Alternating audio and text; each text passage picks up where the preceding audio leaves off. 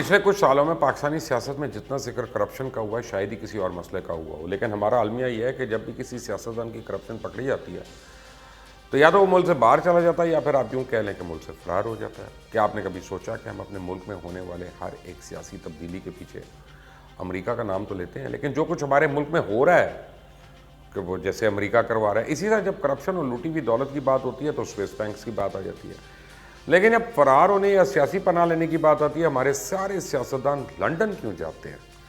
برطانیہ میں آخر ایسا کیا ہے کہ یہ وہاں جا کے رہنا شروع ہو جاتے ہیں؟ پھر ہر طرح کے سفارتی تعلقات ہونے کے باوجود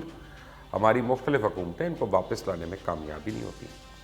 اگر یہ سیاستدان امریکہ کے کنٹرول میں ہے تو پھر ان کو امریکہ جانا چاہیے، وہاں جا کے رہنا چاہیے، یا پھر اگر ان کی تمام دولت سوئس بینکس میں ہے تو ان کو وہاں جا کر رہنا چاہیے، لیکن نہیں، یہ سب پاکستان سے بھاگ کے لنڈن جاتے ہیں اور وہاں جا کے پناہ لیتے ہیں، چاہے وہ الطاف حسین ہو، اسحاق ڈار ہو، حسن اور حسین نواز ہو، خود میاں نواز شریف ہو، سب لنڈن میں۔ اب پاکستان سے بھی زیادہ ان کے اثاثے اور کاروبار شاید لنڈن میں ہیں۔ پچھلے کئی دہائیوں سے متحدہ قومی موومنٹ کے بانی الطاف حسین لنڈن میں مقیم ہے۔ اسے پاکستانی عدالتوں میں بے شمار مقدمات درج ہیں، لیکن ان سب سے بچنے کے لیے وہ لنڈن فرار ہو گیا، نیشنلٹی لے لی اور واپس ہی نہیں آیا۔ اسلام آباد کی انسداد دہشت گرد کی عدالت نے عمران فاروق قتل کیس میں 2018 فروری میں الطاف حسین کو مفرور قرار دیا، کیونکہ الطاف حسین پہ الزام تھا کہ اس نے عمران فاروق کے قتل کا حکم دیا، لیکن الطاف حسین ابھی بھی برطانیہ میں، یہاں تک کہ اب وہ وہاں پر مختلف مقدمات کا سامنا کر رہے ہیں۔ برطانیہ کی عدالتوں میں پیش بھی ہوا ہے، لیکن پاکستان آ کے یہاں کی عدالت میں پیش نہیں ہو سکتا۔ پاکستانی حکومت اور عدالتیں اس کو لانے میں کامیاب ہی نہیں ہوئیں۔ نون لیگ سے تعلق رکھنے والے پاکستان کے سابق وزیر خارجہ اسحاق ڈار پہ نیب نے کرپشن اور آمدنی سے زائد اثاثے ہونے پہ ریفرنس عائد کیا۔ ریفرنس کی سماعت اسلام آباد کے احتساب عدالت کے جج محمد بشیر نے کی۔ کارروائی کے بعد نومبر 2017 میں غیر حاضری پر اسحاق ڈار صاحب کو مفرور قرار دے دیا گیا، لیکن ڈار صاحب تو بیماری کے علاج کے لیے گئے، سماعت کے دوران ہی لنڈن چلے گئے تھے، پھر کبھی واپس نہیں آئے۔ عدالت نے ان کی جائیداد بھی ضبط کرنے کا حکم دیا، لیکن اس سے بھی کوئی فرق نہیں پڑا اور ابھی تک وہ ملک سے باہر ہے۔ میاں نواز شریف کے دونوں صاحبزادے حسن نواز حسین نواز کو چودھری شکر مل کیس میں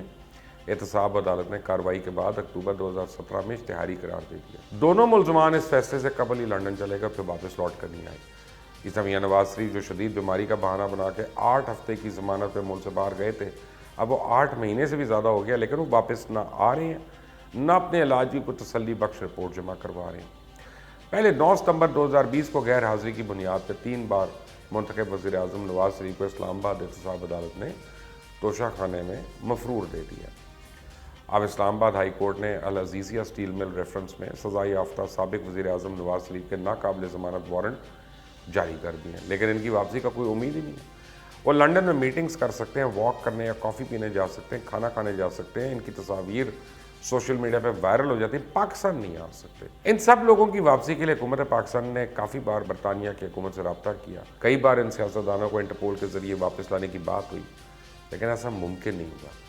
یہ سیاستدان جب تک خود نہیں چاہیں گے یہ واپس نہیں آئیں گے۔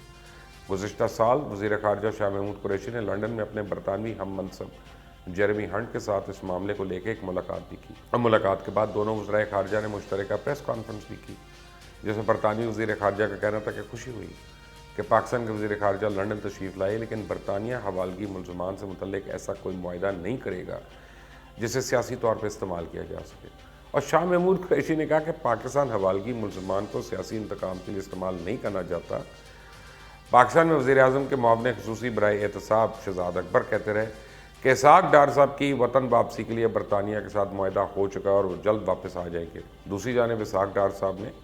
برطانوی وزارت داخلہ جا کر اپنے خلاف ہونے والے میڈیکل ٹرائل کے حوالے سے ان کو آگاہ کر دیا۔ اور اس کے علاوہ جناب الطاف حسین کو اسکاٹ لینڈ یارڈ پولیس نے اچانک گرفتار کیا تو پاکستان میں چہمگوئیاں شروع ہو گئیں،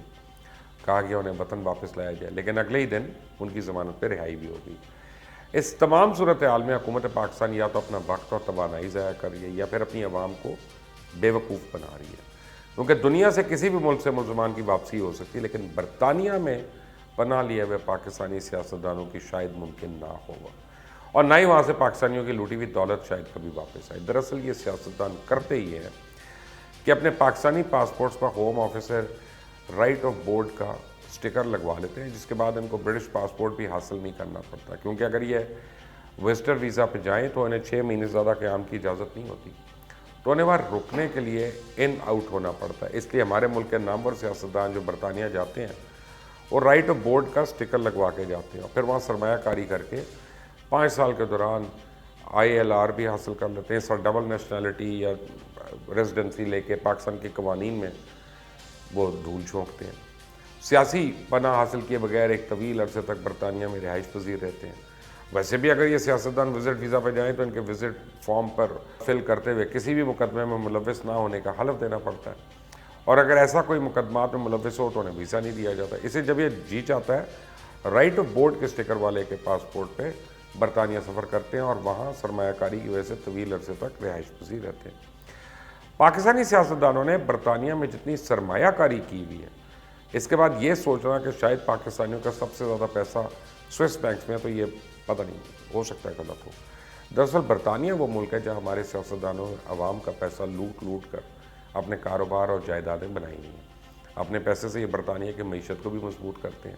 اور جب احتساب کی بات آتی ہے، پاکستان سے فرار ہو کے لنڈن میں پناہ لیتے ہیں تو انہیں معلوم ہے کہ ان کے پیسے کی وجہ سے وہاں کی حکومت ان کے اور اس کے قوانین ان کو تحفظ دیں گے، ان کا کوئی کاروبار جو ہے وہ پھلے گا پھولے گا، اسی طرح یہ پاکستانی عدالتوں سے بچتے رہیں گے۔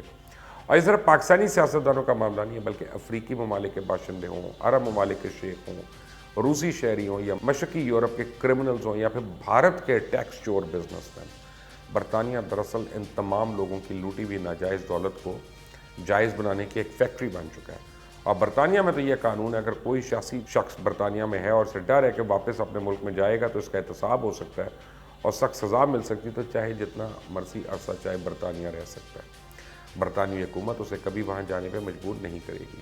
اس کے علاوہ اگر لوٹی ہوئی دولت کی بات کی جائے تو وہ بھی کبھی اسے واپس نہیں ملے گی، کیونکہ اگر برطانوی حکومت یہ دولت واپس کر دے تو ان کی معیشت بری طرح متاثر ہوتی ہے۔ ڈوئچ بینک کی ایک رپورٹ کے مطابق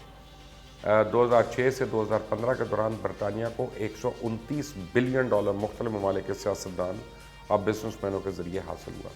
جو کہ اپنے ملکوں سے لوٹ کر لائے اور برطانیہ میں لا کے انویسٹ کیا۔ اس بعد یہ پیسہ برطانیہ کے بینکس میں یا وہاں کی آف شور کمپنیز کے پاس جمع ہے، کیمن آئلینڈز میں، جبرالٹر میں، جرسی میں اور بڑی جگہیں ہیں وہاں پہ۔ برطانیہ کے مشہور ورجن آئلینڈز جہاں یہ پیسہ چھپایا جاتا ہے۔ گلوبل ریسرچ سینٹر کے مطابق UK کی ویلتھ مینجمنٹ انڈسٹری $800 بلین کی گلوبل ویلتھ کو مینج کرتی ہے، جو کہ منی لانڈرنگ کے ذریعے وہاں جاتی ہے۔ برطانیہ نے تو ویسے فائنینشیل کنڈکٹ اتھارٹی کے نام سے ایک ادارہ بھی بنایا تھا، لیکن 2007 سے اب تک اس ادارے نے منی لانڈرنگ میں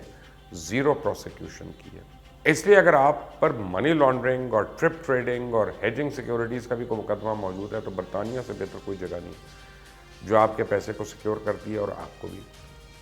UK میں کوئی ایسا قانون نہیں ہے جس کی مدد سے کسی اور ملک کی حکومت، عدالت یا سیکیورٹی ادارے کسی مجرم یا ملزم کو وہاں سے واپس لا سکیں۔ اس لیے اپنی حکومتوں سے کوئی جھوٹی امیدیں مت لگائیں، بلکہ خود کو تیار رکھیں کہ آنے والے دنوں میں اور بھی ایسی بہت سی کہانیاں آپ کے سامنے آئیں گی جن میں آپ کو پتہ چلے گا کہ آپ کے قومی لیڈرز نے آپ کے ساتھ کیا فراڈ کیا اور کہاں چلے گئے، اور آپ کی بے بس حکومتیں کچھ نہیں کر سکتی۔ لیکن اگر آپ نے ان کو ملنا ہو تو لنڈن جائیے گا، ایجویئر روڈ پہ کسی بھی کافی شاپ کے باہر بیٹھ جائیے گا اور آپ کو وہ چلتے پھرتے چہل قدمی کرتے وہیں پہ مل جائیں گے۔ یہ المیہ ہے ہماری لوٹی ہوئی دولت کا۔ wherever you are, be happy. اللہ حافظ۔